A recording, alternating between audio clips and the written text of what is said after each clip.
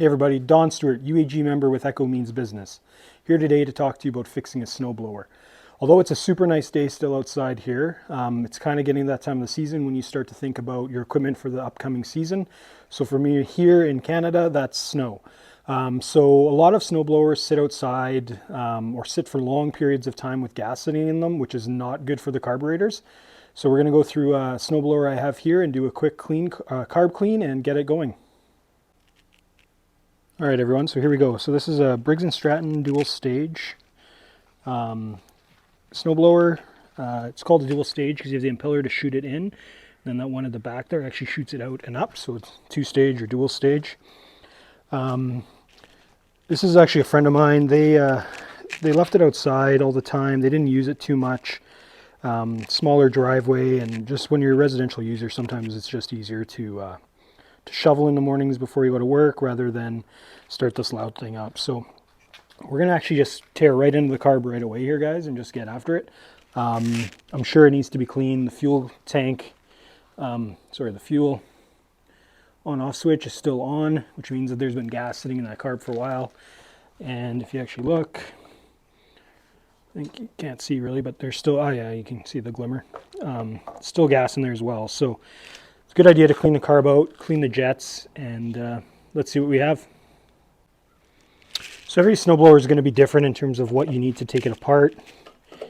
This one you can actually use, it looks like just a flat head. There's 2 screws on top.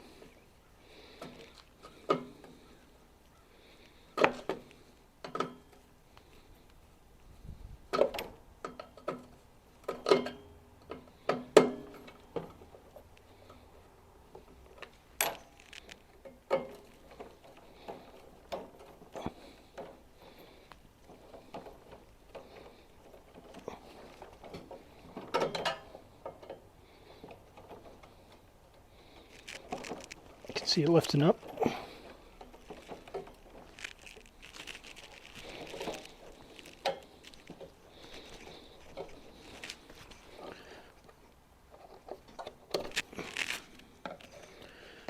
And the choke you can usually just pop up as well. Just be careful to work it a bit, you don't want it to break. And this back screw is going to be finicky.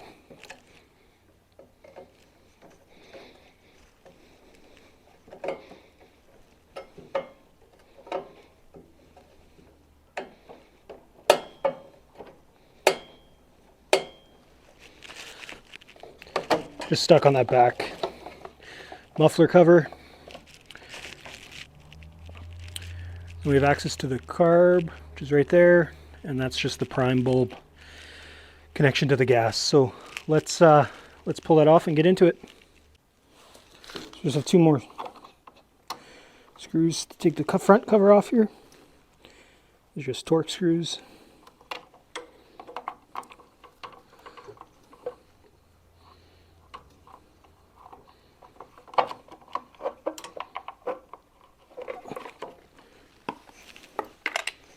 There we have it. And then 2 bolts, we should have that carb right off.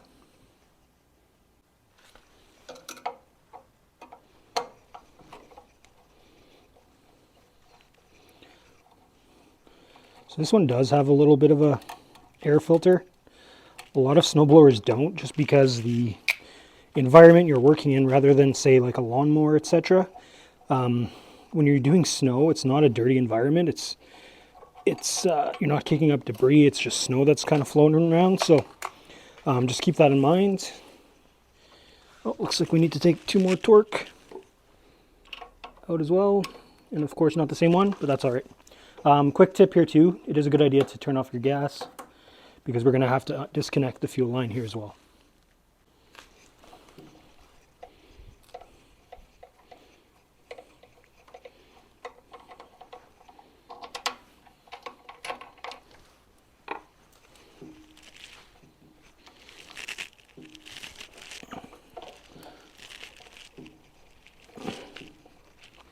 This one's in there quite good. Might actually grab a socket for this one because it is on there quite good.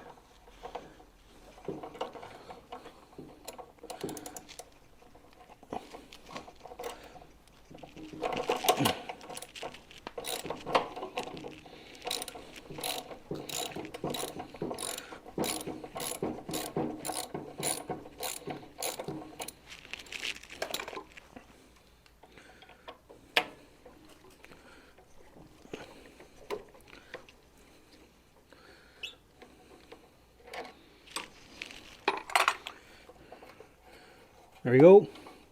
So you want to just disconnect the throttle cable, which is just this one right here. There's also a spring on there as well. Let's bring in a little closer. So you can see the cable right here. And then also right below it. A little focus for you. There is a little spring as well attached to it. And then you also need to remove this fuel line. So I'll take those off, guys. Bring you back and we'll get the carburetor on the table and we can take a look at that. All right, let's pull out the bolt at the bottom. There will be some gas that leaks out.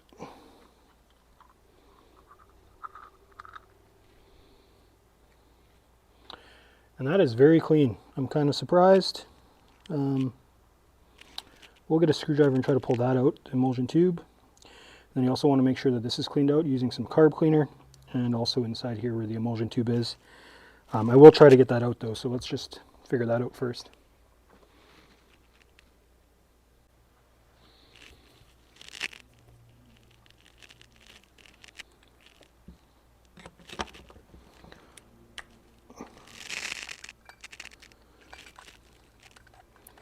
Really need a really thin screwdriver, flathead, to get this out.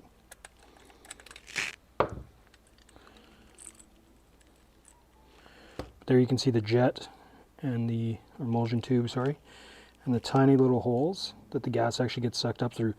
So usually when you pull these off, if they've been sitting for a while, you can see some debris in there, but you will see more debris in there. You see it a lot in equipment that's sat for years in smaller carburetors, so really want to give it a good clean out, and 90% of the time that's the issue with it not starting. So I'm going to clean that out with some carb cleaner and run some compressed air through it, and then we'll reassemble and put it back on the snowblower and see if we can get it started.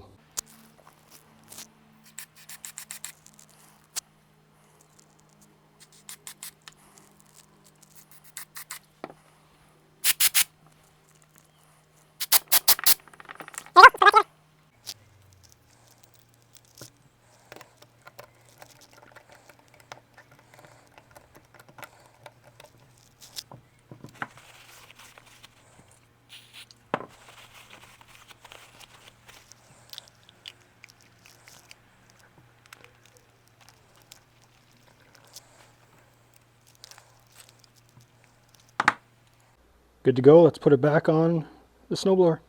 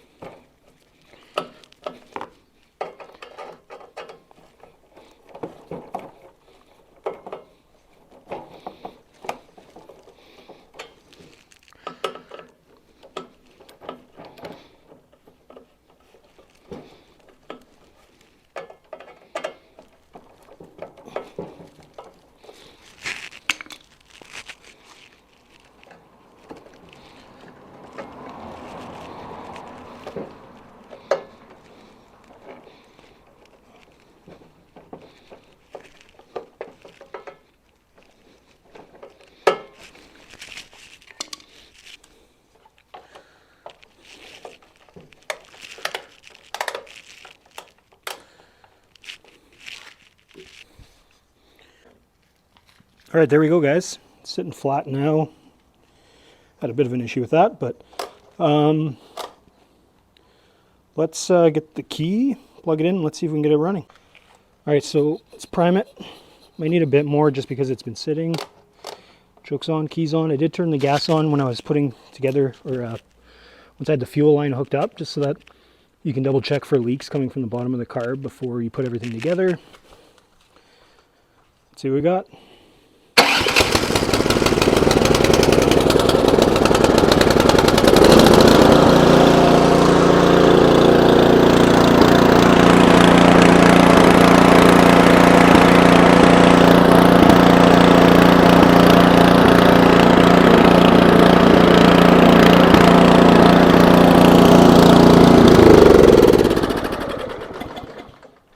First start. That's awesome. All right, guys, there we have it. Pretty easy fix. As you could tell, that carb bowl wasn't too dirty. The jets inside of that carb, though, tiny little specks of dust and stuff like that will get in there. You saw how small those holes are. That can lead to it not starting or running poorly. You'll hear it almost starving for gas kind of thing. So something to look into.